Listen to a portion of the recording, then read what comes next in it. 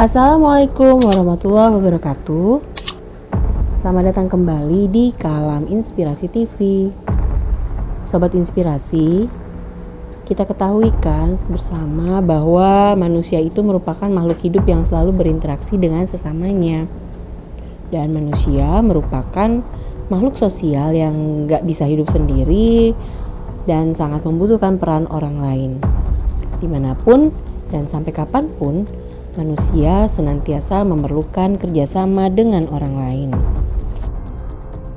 Masalahnya adalah nggak selamanya hubungan pertemanan antar manusia itu bisa berjalan dengan lancar dan menyenangkan. Seringkali kita dengar adanya konflik maupun masalah-masalah yang muncul akibat adanya sikap-sikap dan perilaku-perilaku yang tidak sesuai dengan kaidah-kaidah dalam hubungan antar manusia dalam bentuk pertemanan. Ada hal-hal yang kemudian menjadi batu sandungan maupun menjadi salah satu hambatan untuk tercapainya komunikasi yang baik di antara sesama manusia. Nah, salah satu yang menjadi masalah adalah adanya teman-teman yang toksik ya. Apa sih itu toksik? Dan yang seperti apa itu teman-teman toksik? Nah, Sobat Inspirasi, di kesempatan kali ini saya ingin membahas tentang teman-teman toksik tersebut. Apa itu teman toksik dan bagaimana ciri-ciri mereka? Maka jangan lewatkan pembahasan video Kalam Inspirasi TV berikut ini. Serta don't forget to like, comment, share, dan juga subscribe. Oke, simak terus ya. Ya, jadi Sobat Inspirasi, bagaimana caranya kita bisa mengenali ciri-ciri dari teman yang toksik, yang memiliki sifat toksik itu? Agar apa?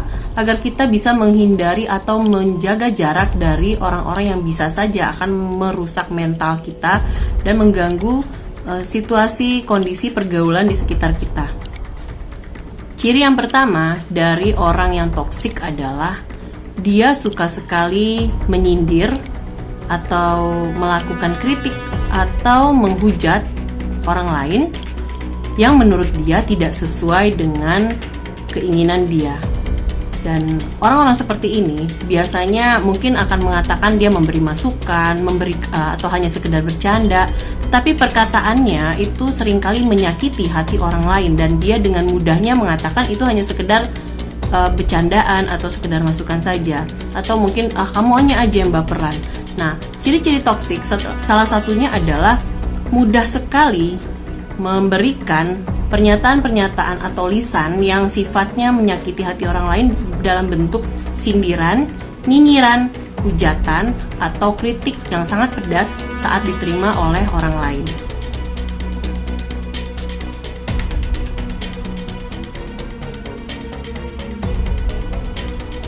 Nah, jadi Sobat Inspirasi, kita harus hati-hati nih kalau di sekitar kita ada teman-teman yang sering banget nyinyir bicaranya atau penuh sindiran atau julid ya.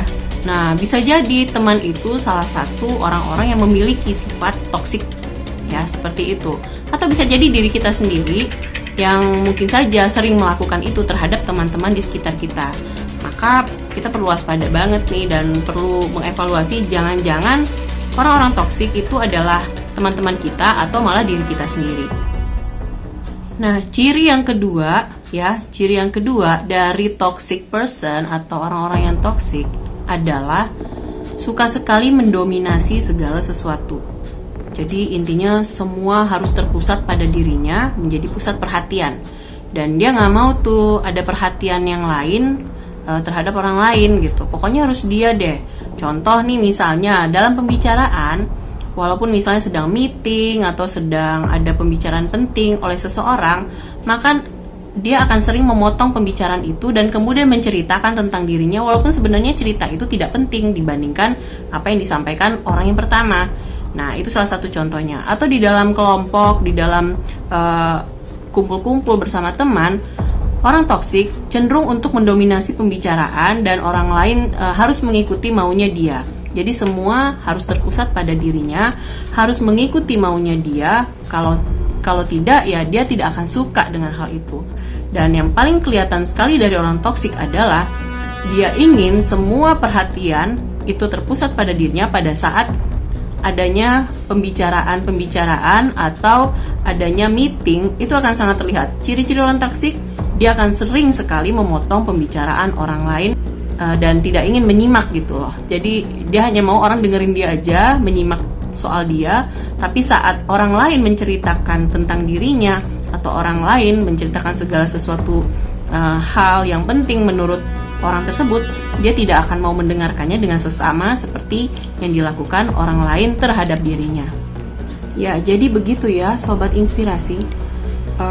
Orang-orang yang toksik ini selain suka negatif ya kepada orang lain, apa-apa tuh selalu ditanggapi dengan negatif dalam hal nyinyir, sindir, kemudian juga menghujat. Jadi selalu bersikap buruk kepada orang lain tanpa berusaha berempati pada kondisi atau situasi orang lain.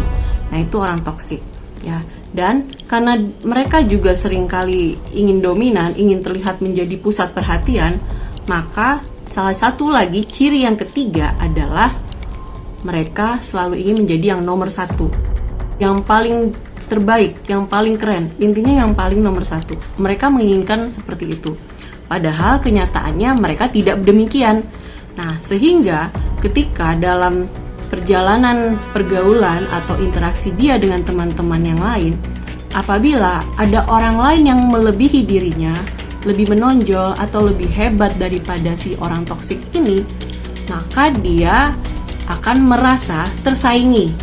Karena apa? Dia merasa nggak jadi prioritas lagi. Dia nggak merasa menjadi orang yang paling hebat lagi atau yang paling keren lagi, yang paling diperhatikan lagi. Ternyata ada orang lain yang lebih hebat dari dia dan dia menjadi tidak suka dengan hal itu. Ya, nah itu ciri yang keempat. Yang pertama adalah orangnya suka nyinyiran, suka menghujat dan suka menyindir orang lain. Ya, segala sesuatu dilihat selalu dari sudut pandang negatif dan tidak pernah berusaha berempati dengan kondisi orang lain. Itu ciri yang pertama. Ciri yang kedua adalah selalu ingin mendominasi, baik dalam pembicaraan maupun dalam hal kegiatan-kegiatan. Intinya dia selalu ingin mendominasi kenapa? Agar dia terlihat yang paling hebat, yang paling peduli, yang paling keren, yang paling baik, dan yang paling semuanya. Nah, itu adalah ciri kedua dan ketiga, di mana semua itu berkaitan dengan ia ingin menjadi pusat perhatian.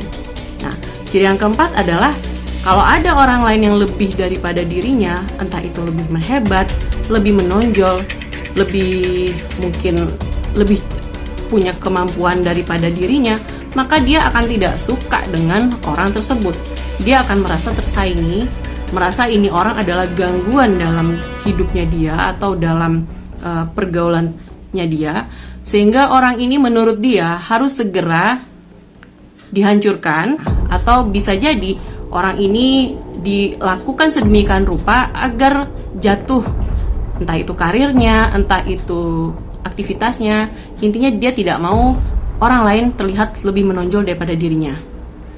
Dan ketika si toxic person ini, orang toxic ini merasa dia tersaingi oleh kehadiran orang lain yang dianggapnya lebih menonjol dan lebih punya kemampuan dibandingkan dirinya, maka dia akan sanggup dan tega untuk membuat semacam informasi yang memutarbalikkan fakta terkait orang tersebut, gitu ya.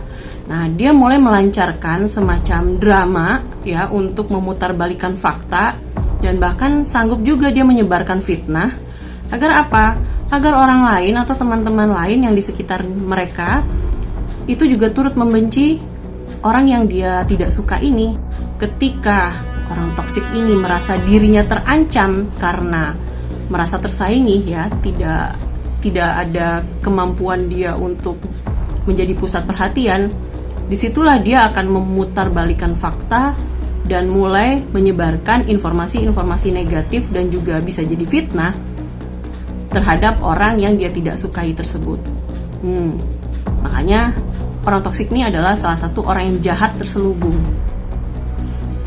Ya, ciri yang terakhir dari toxic person adalah orang toksik suka sekali memposisikan dirinya sebagai korban atau playing the victim ya. Nah, gimana tuh maksudnya? Orang toksik seringkali ingin bisa mengontrol orang lain dan mengendalikan orang lain. Masalahnya tidak semua orang bisa dia kontrol. Nah, kalau sampai dia bertemu dengan orang yang tidak mempan dia kontrol atau tidak mempan dia kendalikan sesuai dengan keinginannya dia, sesuai dengan maunya dia, maka dia akan sangat membenci orang itu. Dan dia akan berusaha sedemikian rupa untuk membuat hal-hal buruk terkait dengan orang tersebut. Jadi dia akan putar balikan faktanya, dia akan fitnah dia akan melakukan hal-hal tertentu, dia akan membuat drama-drama tertentu agar apa? Orang ini terkesan buruk, orang ini terkesan jelek di mata orang lain, di mata teman-teman lain. Sehingga tujuannya agar apa? Agar orang ini menjadi dibenci, orang ini menjadi tidak disukai, dan orang ini menjadi hilang rasa percaya diri dan harga dirinya pun bisa jadi down juga. Nah, ini jahat sekali memang ya. Dan itulah yang bisa terjadi pada si toxic person apabila dia menemukan ada orang lain yang tidak mampu dia kendalikan dan tidak mampu dia kontrol, maka dia akan memposisikan dirinya sebagai korban yang tersakiti, terzolimi. Dia akan memposisikan dirinya bahwa dia sebetulnya adalah orang baik yang kemudian diperlakukan tidak baik oleh orang itu, padahal sebetulnya adalah kebalikannya. Dia mampu memutarbalikkan fakta sehingga orang lain akan cenderung ikut-ikutan dia membenci si orang lain ini yang kebetulan tidak mampu dia kontrol. Jadi demikian ya Sobat Inspirasi, ciri-ciri dari teman yang toksik. Makanya kenapa disebut toksik atau racun? Ya karena emang beracun, efeknya itu buruk sekali bagi kesehatan jiwa. Nah, kalau kita ingin tetap sehat kejiwaannya, mental kita tetap sehat, maka hal terbaik bagi kita adalah hindari dan cut off kalau perlu hubungan kita dengan orang-orang toksik seperti ini ya teman-teman toksik. Dan yang pasti orang-orang toksik ini adalah salah satu pelaku dari kekerasan emosional ya, emotional abuse, dan mereka sanggup melakukan itu. Dan efek dari kekerasan emosional itu bisa jangka panjang sehingga ini sangat berbahaya bagi mental ya seseorang yang menjadi korban dari si orang toksik tersebut. Siapa sih korbannya orang toksik? Ya tadi itu, orang-orang yang tidak bisa dikendalikan sama dia, orang-orang yang tidak mau memprioritaskan dia, orang-orang yang kemudian jauh lebih menonjol, punya kelebihan dibandingkan dia, maka orang itulah yang menjadi sasaran atau target bagi kebencian dan rasa julid yang ada dalam dirinya si orang toksik tersebut.